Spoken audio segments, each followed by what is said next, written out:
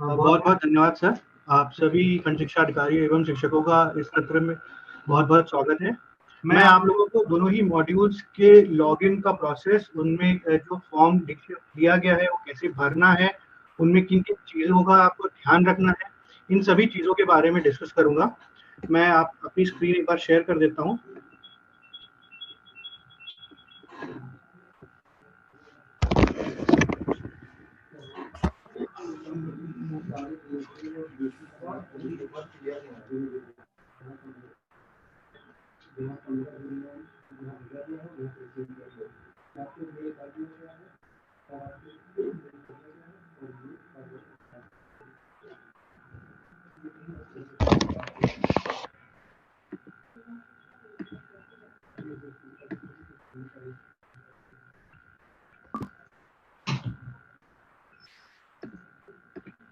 मैं सबसे पहले आप लोगों को ये एक बार यूजर मैनुअल के थ्रू आपको डिटेल में एक बार बता दूंगा कि कैसे कैसे भरना है। इसके बाद मैं आपको पोर्टल पे जाके एक बार एक सैंपल फॉर्म भर के वो भी दिखाऊंगा कि आपको किन किन चीज़ों का उसमें ध्यान रखना है। ये जो आपको इस टाइम पेज दिख रहा होगा, ये आपके सामने ये लॉगिन की स्क्रीन है हमारी, जिसमें टीचर को लॉगिन करना है। यहाँ पे अगर आप बैंक डेटा अपलोड वाले सेक्शन में जाएंगे, इसमें सबसे ऊपर टीचर लॉगिन का ऑप्शन आता है। इस टीचर लॉगिन के ऑप्शन पे आपको क्लिक करना है। इसके बाद आपको सेकेंड ऑप्शन में यहाँ पे आपको लॉगिन की स्क्रीन दिखेगी, जिसमें आपको सबसे पहले दो मॉड्यूल दिए गए, एक डीबीटी और एक बैंक अपलोड। आपको डीबीटी वाले सेक्शन पर सेलेक्ट करके अपना रजिस्टर्ड मोबाइल नंबर इसमें एंटर करना है और उसके बाद वेरीफाई पे क्लिक करना है। इसके बाद आपको एक ओटीपी आएगा आपके फोन में, जिस ओटीपी को आपको इसमें डालना है। ओटीपी पे हो सकता है कभी कभी कोई डिले हो सकता है, ये नेटवर्क का ऑपरेटर की वजह से इशू हो सकता है कि हो सकता है ओटीपी आपको 2 मिनट 3 मिनट बाद मिले। तो अगर ऐसी कोई समस्या आ रही है तो आप थोड़ा सा उसमें धैर्य बरतें और 2-3 मिनट का इंतजार करें और तत्पश्चात दोबारा लॉग इन करने का ट्राई करेंगे तो ओटीपी आपके फोन में संभवतः आ जाएगा उस टाइम। एक बार आपने लॉग इन कर लिया तो आपको कुछ इस प्रकार की स्क्रीन दिखेगी। यहाँ पे आपको बेनिफिशियरी फंड ट्रांसफर करके एक मॉड्यूल दिया गया है। आप जब इस पे क्लिक करेंगे तो आपको उसका अंदर का जो फॉर्मेट है वो विजिबल हो जाएगा, जिसकी स्क्रीन कुछ इस प्रकार दिखेगी आपको। यहाँ पर आपको जब डायरेक्ट बेनिफिशियरी ट्रांसफर के मॉड्यूल के अंदर आएंगे तो आपको देखिए इसमें कई सारी विंडोज दिख रही होंगी, लेकिन आपको पेंडिंग फॉर टीचर वेरिफिकेशन, जितने भी टीचर्स लॉगिन करके डेटा भरना स्टार्ट करेंगे उनको पेंडिंग फॉर टीचर्स वेरिफिकेशन वाले जो नंबर है उसके ऊपर क्लिक करना है। तो इसके बाद आपको अपने विद्यालय के सभी छात्रों की पूरी डिटेल, उनका बैंक अकाउंट नंबर और बाकी जितनी भी उसमें इंफॉर्मेशन सेव्ड है वो सब विजिबल हो जाएगी। मैं नेक्स्ट स्क्रीन पे आपको दिखाऊंगा कि इस पे जब आप क्लिक करेंगे तो आपको कैसी स्क्रीन आपको दिखाई देगी। जब आप यहाँ पे आप टीचर वेरिफिकेशन पे क्लिक करेंगे, जो नंबर दिया हुआ है उस पे, उसके बाद आपको कुछ इस प्रकार की स्क्रीन दिखाई देगी, जिसमें आपको अपनी इंफॉर्मेशन, डिस्ट्रिक्ट, एरिया टाइप, विद्यालय का यूडाइस कोड, सत्र और उसके नीचे जितने भी बच्चे वहां आपके विद्यालय में एनरोल्ड हैं उनका पूरा डिटेल दिखाई देगा।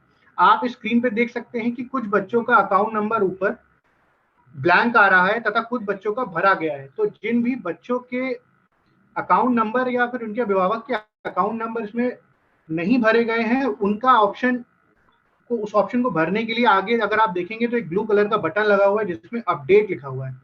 आप इस बटन पे अपडेट क्लिक करेंगे तो आपको एक नई स्क्रीन मिलेगी, जिसके अंदर आपको उनके अभिभावक का अकाउंट नंबर, उस बच्चे की कोई फील्ड अगर गलत भरी गई है उसको सही करने का ऑप्शन, ये दोनों ही चीजें मिलेंगी।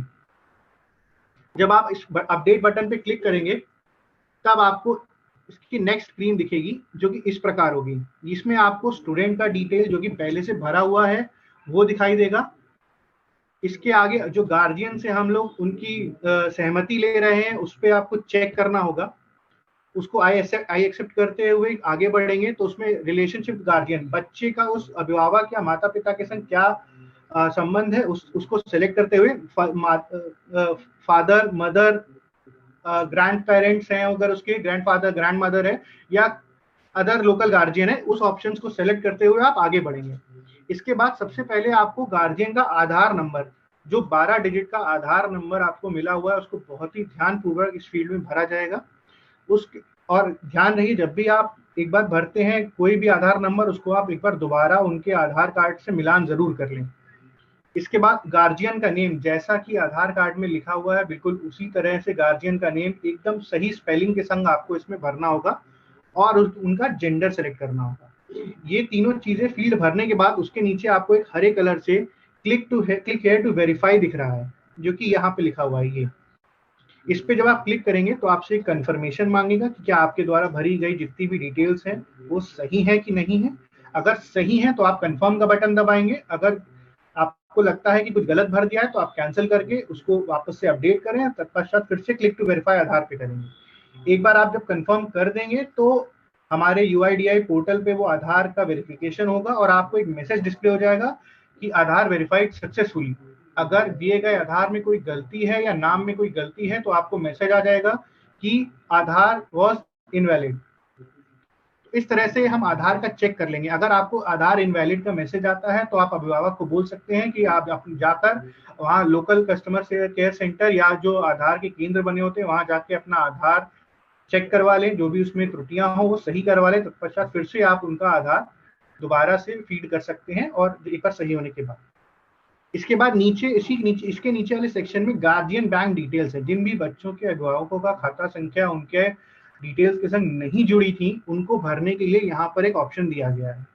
इसमें आपको उस बैंक का IFSC कोड भरना होगा, उस बैंक का जो अभिभावक का अकाउंट नंबर है वो भरना होगा। ये दोनों ही फील्ड बहुत ही ध्यानपूर्वक भरी जानी है और एक बार कंफर्मेशन के लिए दोबारा अकाउंट नंबर भरवाया जाता है नीचे। इस चीज में सबसे ज्यादा ध्यान जो रखना है कि कुछ नेशनलाइज्ड बैंक जो है वो मर्ज हो गई हैं आपस में, तो हो सकता तो उस केस में जैसे आपकी इलाहाबाद बैंक है एक एग्जांपल के तौर पे,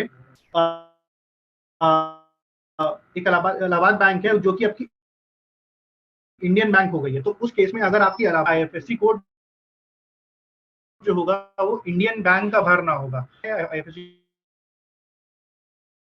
कोड नहीं पता है तो उनसे बोलिए जो नया IFSC कोड है वो बैंक में जाके पता करें और उसके बाद वो आप कंफर्म करें। तो जो भी मर्ज्ड बैंक्स हैं जो अब नया अपडेटेड IFSC कोड है उस बैंक का वही भरना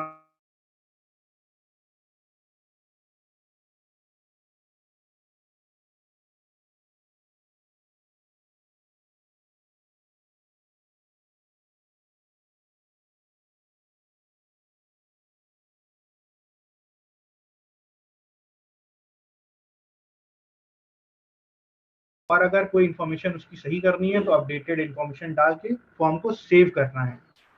एक बार आपने सेव कर दिया फिर ये इन्फॉर्मेशन अपडेट नहीं हो पाएगी, तो जो भी आप इन्फॉर्मेशन भरेंगे वो बहुत ही ध्यानपूर्वक भरनी होगी। अब मैं आपको पोर्टल पे जाके एक सैंपल लॉगिन करके दिखाऊंगा और उसमें कैसे इन्फॉर्मेशन भरनी है वो भी बताऊंगा इसके साथ।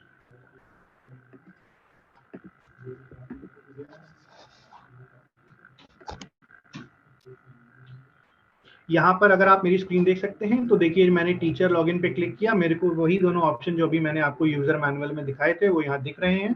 आप यहाँ पे DBT के ऑप्शन पे सेलेक्ट करेंगे और यहाँ पे नंबर भरेंगे। तो यहाँ एक बार नंबर भरेंगे आप यहाँ पर वेरीफाई पे क्लिक करेंगे, आपको OTP का आपको सेंड OTP का यहाँ बटन मिलेगा, सेंड OTP पे क्लिक करिएगा। यहाँ पे आपको OTP भेज दिया गया है। आप जैसे ही OTP भरेंगे यहाँ पे आपका ये लॉगिन हो जाएगा पेज।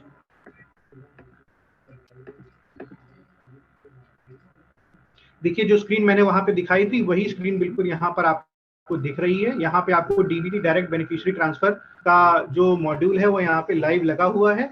आपको इस पे क्लिक करना है और जैसे आप इस पे क्लिक करेंगे आपको जो पेज मैंने दिखाया था अभी वो वहां पे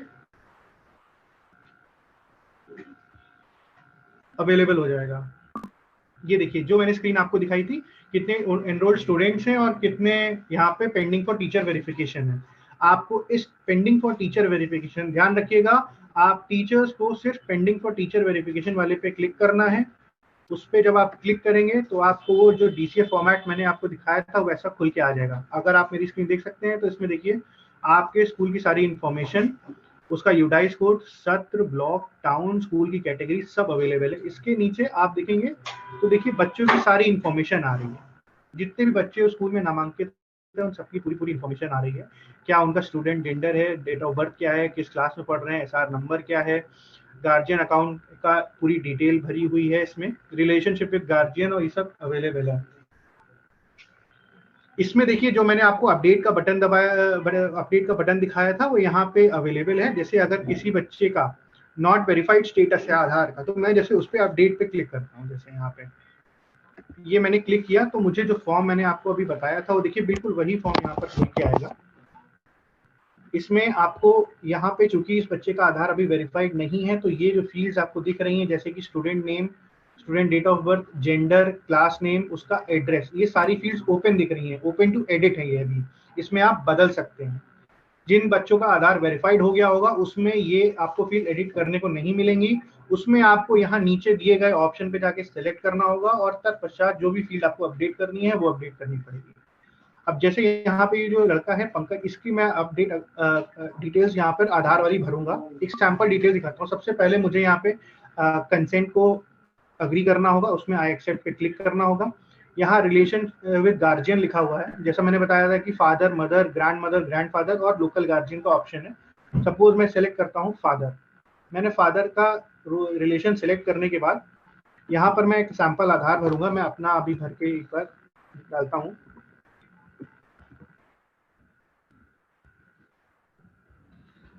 ये देखिए यहाँ पर मैंने इसमें आधार नंबर भरा, यहाँ पे मैंने अपना नाम भरा, यहाँ पर मैं जेंडर सेलेक्ट करूंगा और मैं क्लिक टू वेरीफाई आधार पे क्लिक करूंगा। यहाँ पे इस पे जैसे ही मैं क्लिक करूंगा ये आपको एक इंफॉर्मेशन और एक वार्निंग आएगी कि जो आपने जो भी इंफॉर्मेशन यहाँ पर दर्ज किया है वो एकदम सही है कि नहीं है। अगर मैं जैसे मेरे द्वारा इंफॉर्मेशन क्योंकि मेरी है तो मुझे पता है कि मेरी इंफॉर्मेशन है, तो मुझे पता है इंफॉर्मेशन मेरे द्वारा जो भरी गई है वो सही है, तो मैं प्रोसीड पे क्लिक नहीं करूंगा, अन्यथा ये आधार सीड हो जाएगा इसके अंदर। तो मैं यहाँ पर अभी कैंसिल का बटन दबा रहा हूँ, पर आपको यहाँ प्रोसीड का बटन दबाना है। अगर आपका आधार एकदम सही भरा गया है तो वहाँ पे आपको मैसेज लिख के आ जाएगा कि आधार वेरीफाइड सक्सेसफुली। और और मैं इनवैलिड का केस आपको एक बार अभी दिखा देता हूँ। जैसे कि मैंने ये आधार मान लीजिए कुछ भी भर दिया,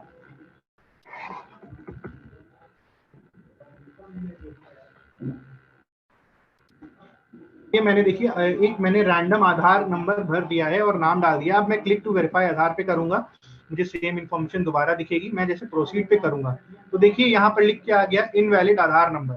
तो इस तरह अगर किसी भी गार्जियन, किसी भी अभिभावक, माता या पिता का आधार नंबर अगर इनवैलिड है तो उसके लिए वो ये यहाँ पे तुरंत मैसेज दे देगा इनवैलिड आधार नंबर। या तो आपसे कुछ गलती हुई है आधार नंबर भरने में, नहीं तो उसके आधार में कोई दिक्कत है जिस वजह से वो वेरीफाई नहीं हो पा रहा है। ये इस चीज का आपको बहुत ध्यान रखते हुए भरना है। इसको आप ओके करेंगे और कैंसिल करेंगे तो और तत्पश्चात ये दोबारा फील्ड भर सकते हैं आप। इसके बाद नीचे आपको गार्जियन डिटेल्स का भरने को आएगा। यहाँ पर जो भी बैंक का आईएफएससी कोड होगा, आप अभिभावक को जब बुलाएंगे अपने विद्यालयों में और उनसे उनकी पासबुक की कॉपी लेंगे, तो पासबुक की कॉपी में जो भी आईएफएससी कोड है वो यहाँ पे फिल करना है आपको बहुत ध्यानपूर्वक। और तत्पश्चात उसका अकाउंट नंबर जो यहाँ दिया गया है, यहाँ एक बार अकाउंट नंबर भरेंगे तो ये उसको इनक्रिप्ट कर देगा और दोबारा आपसे कंफर्मेशन करने के लिए नीचे सेम अकाउंट नंबर भरवाया जाएगा। जब तक दोनों अकाउंट नंबर अगर सही भरे जाएंगे तो ही ये आगे बढ़ेगा, नहीं तो आपको एक एरर आ जाएगा। ठीक है। इसके बाद एक चेक और है, हो सकता है किसी विद्यालय में एक अभिभावक के दो से ज्यादा बच्चे भी पढ़ रहे हो, तो उस केस में आपको यहाँ पर ये जो एक क्वेश्चन पूछा गया है, क्या परिवार का कोई और बालक या बालिका विद्यालय में पढ़ रहा है, तो आपको अगर पढ़ रहा है तो हाँ पे सिलेक्ट करना है, अगर नहीं पढ़ रहा है तो नहीं पे सिलेक्ट करना होगा। जैसा कि मैंने पहले बताया था आपको कि आपकी अगर विद्यालय में नामांकित छात्र की कोई इन्फॉर्मेशन गलत है तो आपको यहाँ पे इस सेक्शन पे सेलेक्ट करना है और ये चेक लगाएंगे तो उसके नीचे आप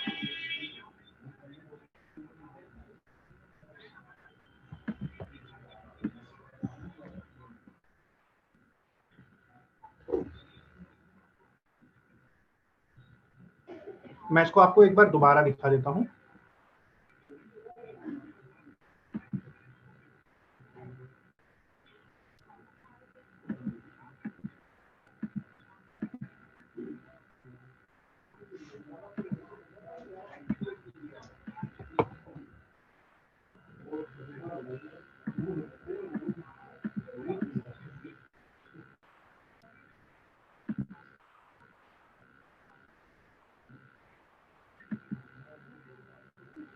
देखिए अब मैं यहाँ पर इस बच्चे का जैसे आधार इसका वेरीफाइड है, मैं अपडेट पे जाऊंगा।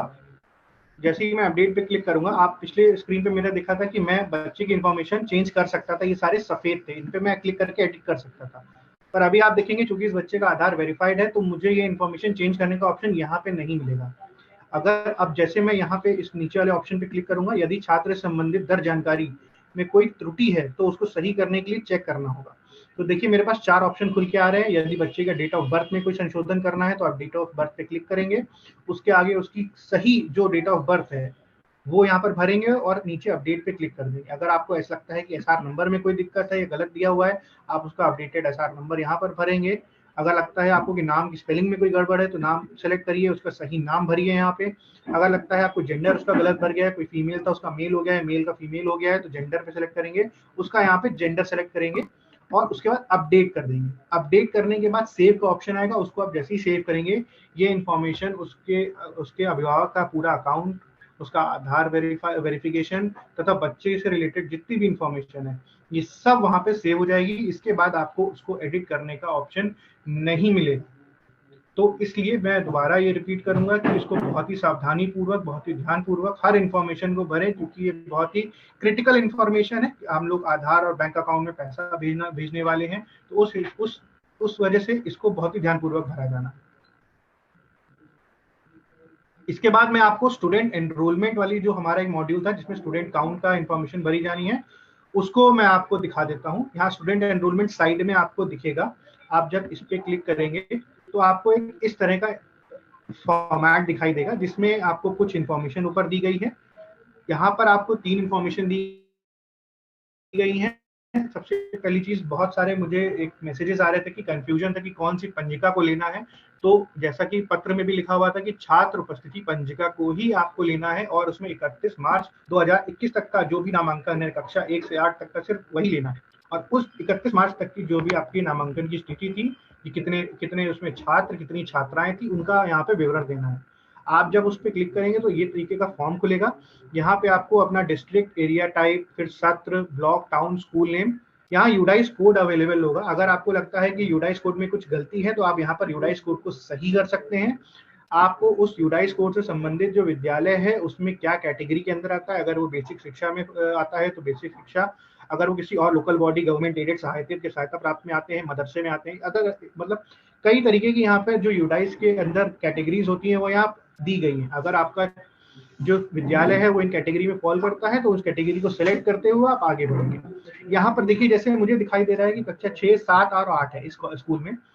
तो मैं जैसे टोटल नंबर ऑफ बॉयज यहाँ पे 10, मान लीजिए 10 है, यहाँ पे मेरे पास छात्राएं 10 हैं, तो यहाँ पर अपने आप ही 20 दिखाई देने लगेगा टोटल एनरोलमेंट में। ये ऑटोमेटिक कैलकुलेट होगा और यहाँ जो ऊपर टोटल एनरोलमेंट वाली फील्ड है यहाँ पर भी ऑटोमेटिक कैलकुलेट होकर आ जाएगा। इसमें आपको कुछ भी अलग से नहीं करना है, सिर्फ और सिर्फ आपको गिनती करके नामांकित छात्र और छात्राओं की संख्या इसमें दर्ज करनी है कक्षावार। अब जैसे मैं आपके सामने यहाँ पर दोबारा भरूंगा, कक्षा 8 के लिए भी कुछ भरूंगा। यहाँ पर मैं एक प्रमाणीकरण मांग रहा हूँ जिसमें आपको ये बोला जा रहा है कि प्रमाणित किया जाता है कि जो भी आपने विवरण भरा है वो सही है और सत्यापित करने के बाद भरा जा रहा है। और इसमें आगे